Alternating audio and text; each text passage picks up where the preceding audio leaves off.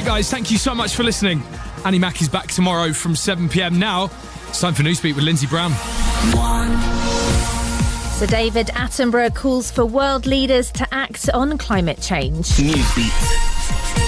Our main news tonight is that Sir David Attenborough has told world leaders climate change is the greatest threat to humanity in thousands of years.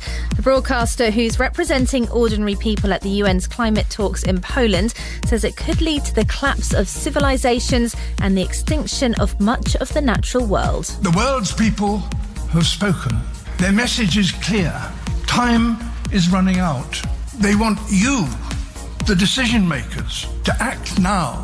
Newsbeat. Bouncers from a Manchester nightclub have been sacked after an 18-year-old rugby league player was assaulted outside Factory 251 in the early hours of Sunday. St Helens Academy player Joe Sharratt suffered a serious head injury and is in a stable condition in hospital. His friend Leon was with him. I thought he was dead. I had to get in the ambulance with him and he was like putting all the weird things on him and I was just like, things weren't quite right the way everyone was frantically rushing around him and stuff. The government's published an overview of the legal advice the Prime Minister Theresa May's received about her Brexit withdrawal deal, which will be voted on by MPs next week. This represents a sensible compromise.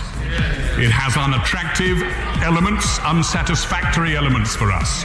But the question for the House is to weigh it up against the other potential alternatives. That's the Attorney General Geoffrey Cox speaking in the Commons earlier. Only a summary of his recommendations was released. Labour's accused him of withholding it for political reasons.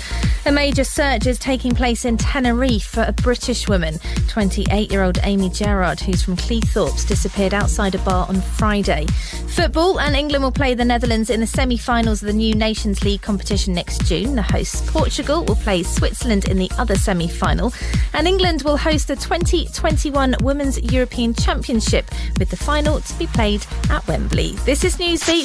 It's now 9:02. This show may contain strong language and adult themes. You have been warned. It's Monday night. It's just gone 9 p.m.